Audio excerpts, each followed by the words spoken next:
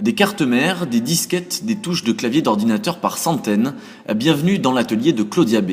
Cette artiste française, installée depuis plus de 20 ans au Québec, crée des bijoux et des objets à partir de matériaux informatiques recyclés.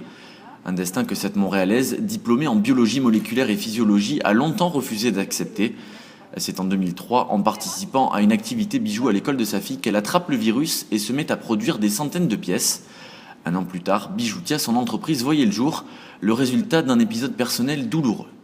Bijoutia est née d'une énorme dépression.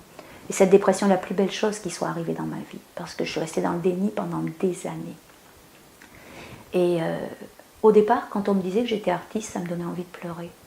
Je n'étais pas capable d'entendre le mot artiste, puis je disais non, je ne suis pas artiste, je fais juste la création.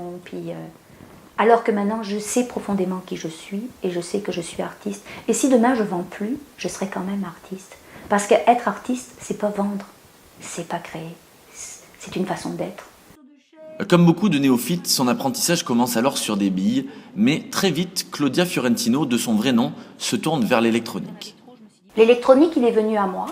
Il est venu à moi parce que dans la rue, ici sur le plateau, il y a beaucoup d'électroniques qui sont jetées. Donc j'ai commencé à ramasser les électroniques dans la rue. Qui dit ramasser, j'ai une grosse curiosité, donc je les ai démontés. Quand je les ai démontés, j'ai trouvé qu'il y avait beaucoup de beauté dedans. Donc j'ai commencé à faire des bagues, des choses très primaires. C'est sûr que mon travail maintenant est beaucoup plus poussé, beaucoup plus recherché, et j'essaye d'aller toujours plus loin. Artiste verte, comme elle se définit, Claudia B veille donc à donner une deuxième vie à ces objets destinés à la casse, mais pas seulement. Pour elle, c'est aussi une manière de sensibiliser les jeunes et les moins jeunes aux enjeux environnementaux de notre mode de consommation. C'est sûr que je dénonce la surconsommation, c'est sûr que j'éveille les esprits. Quand je travaille dans les écoles, j'adore ça parce que je travaille avec les enfants, puis je vois vraiment mon impact. Puis c'est la jeune génération, puis les enfants, c'est notre avenir. Je leur parle des décharges au Ghana, je leur parle des déchets électroniques.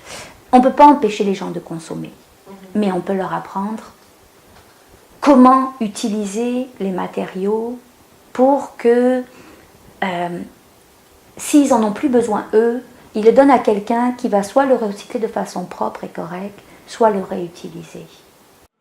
Si elle utilise principalement des composants électroniques pour créer, l'artiste française métamorphose aussi l'argenterie et certains effets personnels de ses clients, des objets souvent chargés de souvenirs.